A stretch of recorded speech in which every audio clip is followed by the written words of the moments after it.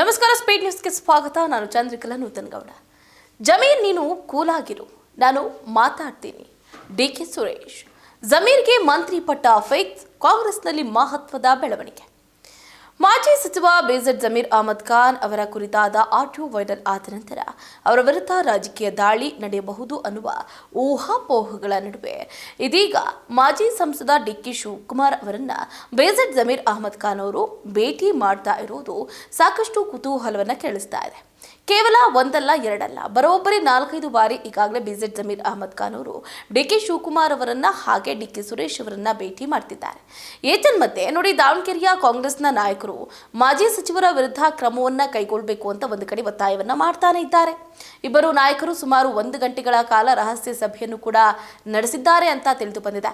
ಇದು ಊಹಾಪೋಹಗಳಿಗೆ ಕಾರಣವಾಗಿದೆ. ನೋಡಿ, ಅದ್ಯಾಗೋ ಒಂದು ಕಡೆ ಅಹಮದ್ ಖಾನ್ ಅವರ ಆಪ್ತ ಮೂಲಗಳು ಈ ಭೇಟಿಯನ್ನ ನಿರ್ಲಕ್ಷಿಸಿ ಈ ಇಬ್ಬರು ನಾಯಕರು ಹಿಂದೆಯೂ ಕೂಡ ಇದೇ ರೀತಿಯ ಸಭೆಗಳನ್ನು ನಡೆಸಿದ್ದಾರೆ ಅಂತ ಹೇಳ್ತಿದ್ದಾರೆ.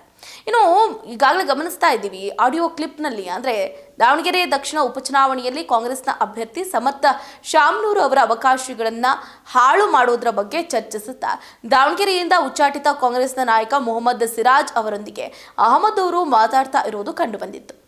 ಅದ್ಯಾಗೋ ಅಹಮದ್ ಆ ಕ್ಲಿಪ್ಪನ್ನು ಕೃತ್ರಿಮ ಅಂತ ಕೂಡ ಕರೆದಿದ್ದಾರೆ. ಕ್ರಮ ಕೈಗೊಳ್ಳೋದಕ್ಕೆ ಕೋರಲಾಗಿದೆ. ಇದರ ಮಧ್ಯೆ ದಾವಣಗೆರೆಯ ಕಾಂಗ್ರೆಸ್ನ ಮುಖಂಡರು ಎಐಸಿಸಿ ಅಧ್ಯಕ್ಷ ಮಲ್ಲಿಕಾರ್ಜುನ್ ಖರ್ಗೆ ಅವರು ಹಾಗೆ ಲೋಕಸಭೆಯ ವಿರೋಧ ಪಕ್ಷದ ನಾಯಕ ರಾಹುಲ್ ಗಾಂಧಿ ಅವರಿಗೆ ಪತ್ರವನ್ನ ಬರೆದು ಪಕ್ಷ ವಿರೋಧಿ ಚಟುವಟಿಕೆ ನಡೆಸ್ತಾ ಇರುವ ಅಹಮದ್ ವಿರುದ್ಧ ಕ್ರಮವನ್ನ ಕೈಗೊಳ್ಳಬೇಕು ಅಂತ ಕೋರ್ತಿದ್ದಾರೆ.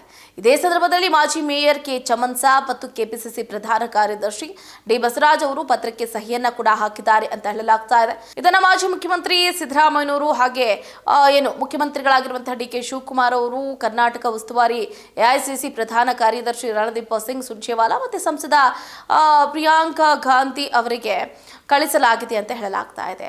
ಆಡಿಯೋ ಕ್ಲಿಪ್ ಕಾಂಗ್ರೆಸ್ ಅಭ್ಯರ್ಥಿ ವಿರುದ್ಧದ ಪಿತೂರಿಯನ್ನ ಬಹಿರಂಗಪಡಿಸಿದೆ ಅಂತಲೂ ಕೂಡ ವಾದ ಮಾಡ್ತಿದ್ದಾರೆ. ಇದರ ಮಧ್ಯೆ ಉಪಚುನಾವಣೆಯ ಸಮಯದಲ್ಲಿ ಬಿಜೆಪಿ ಮತ್ತು ಎಸ್ಡಿಪಿಐ ಜೊತೆ ಕೆಲವು ಕಾಂಗ್ರೆಸ್ನ ನಾಯಕರ ನಡುವಿನ ಸಂಬಂಧವನ್ನ ಕ್ಲಿಪ್ ಬಹಿರಂಗಗೊಳಿಸಿದೆ ಅಂತ ಶಾಮನೂರು ಹೇಳಿದ್ದಾರೆ. ಮತ್ತು ಆಡಿಯೋ ಕ್ಲಿಪ್ ಅನ್ನ ಪರಿಶೀಲಿಸುವಂತೆ ಪಕ್ಷದ ಹೈಕಮಾಂಡ್ ಅನ್ನು ಕೂಡ ಒತ್ತಾಯವನ್ನ ಮಾಡಿರುವಂತಹ ಸಂದರ್ಭದಲ್ಲಿ ಇದೀಗ ಜಮೀರ್ ಅಹಮದ್ ಖಾನ್ ಅವರಿಗೆ ಒಂದು ಕಡೆ ನೀವು ಕೂಲಾಗಿರಿ, ಐಲ್ ಟೇಕ್ ಕೇರ್ ಅಂತ ಒಂದು ಕಡೆ ಡಿಕೆ ಸುರೇಶ್ ಅವರು ಹೇಳಿದ್ದಾರೆ ಅನ್ನುವಂತಹ ಮಾತುಗಳು ಕೂಡ ಸೌಂಡ್ ಮಾಡ್ತಾ ಇದೆ. ಈಗ 2ನೇ ಪಟ್ಟಿ ರಿಲೀಸ್ ಆಗಬೇಕಾಗಿದೆ, 20 ಸಚಿವರ ಆಯ್ಕೆ ಆಗಬೇಕಾಗಿದೆ. ಈ 20 ನಾಯಕರಲ್ಲಿ ಜಮೀರ್ ಅಹಮದ್ ಖಾನ್ ಅವರಿಗೆ ಪಟ್ಟ ಸಿಗಬಹುದು, ಅಂದ್ರೆ ಮಂತ್ರಿ ಸ್ಥಾನ ಸಿಗಬಹುದು ಅಂತ ಹೇಳಲಾಗ್ತಾ ಇದೆ. ಕಾಂಗ್ರೆಸ್ನಲ್ಲಿ ಮಹತ್ವದ ಬೆಳವಣಿಗೆಗಳು ಕೂಡ ಆಗ್ತಾ ಇದೆ. ಈ ವಿಷಯಕ್ಕೆ ಸಂಬಂಧಪಟ್ಟಂತೆ ಹಲವಾರು ನಾಯಕರು ಜಮೀರ್ ಅಹಮದ್ ಖಾನ್ ಅವರ ಪರವಾಗಿ ಬ್ಯಾಟಿಂಗ್ ಅನ್ನು ಬೀಸ್ತಾ ಇದ್ದಾರೆ. ಯಾಕಂತಂದ್ರೆ ಉತ್ತಮ ಆಡಳಿತವನ್ನ ನಡೆಸಿದ್ದಾರೆ. ಮುಸ್ಲಿಂ ಸಮುದಾಯದ ಪ್ರಮುಖ ನಾಯಕರಲ್ಲಿ ಗುರುತಿಸಿಕೊಂಡಿರುವಂತಹ ಜಮೀರ್ ಅಹಮದ್ ಖಾನ್ ಅವರಿಗೆ ಕೊಡದೆ ಇನ್ಯಾರಿಗೆ ತಾನೇ ಕೊಡೋದಕ್ಕೆ ಆಗುತ್ತೆ? ಅಷ್ಟೇ ಅಲ್ಲದೆ ಮುಸ್ಲಿಂ ಮತ ಬ್ಯಾಂಕ್ಗಳನ್ನು ಕ್ರೋಢೀಕರಿಸುವಂತಹ ಶಕ್ತಿ ಜಮೀರ್ ಅಹಮದ್ ಖಾನ್ ಅವರಿಗೆ ಇದೆ. ಅಷ್ಟೇ ಅಲ್ಲದೆ ಸಮಾಜಮುಖಿ ಕೆಲಸಗಳಲ್ಲೂ ಕೂಡ ತಮ್ಮನ್ನ ತಾವು ತೊಡಗಿಸಿಕೊಂಡಿದ್ದಾರೆ. ಬಡವರ ಬಗ್ಗರಿಗೆ ಪಾಪ ಹಣದ ಸಹಾಯವನ್ನು ಕೂಡ ಜಮೀರ್ ಅಹಮದ್ ಖಾನ್ ಅವರು ಮಾಡ್ತಾ ಇರ್ತಾರೆ. ಸೊ ಹಾಗಾಗಿ ಅವರಿಗೆ ಸಚಿವ ಸ್ಥಾನ ಸಿಗಲೇಬೇಕು ಅಂತ ಈಗ ನಾನಾ ನಾಯಕರು ಕೇಳ್ಕೊಳ್ತಾ ಇದ್ದಾರೆ. ಅಷ್ಟೇ ಅಲ್ಲದೆ ಮುಸ್ಲಿಂ ಮುಖಂಡರು ಕೂಡ ಮನವಿಯನ್ನ ಮಾಡ್ತಾ ಇದ್ದಾರೆ. ಸೊ ಹಾಗಾಗಿ 2ನೇ ಪಟ್ಟಿ ಇನ್ನೇನು ಕೆಲವು ದಿನಗಳಲ್ಲಿ ರಿಲೀಸ್ ಆಗಲಿದೆ.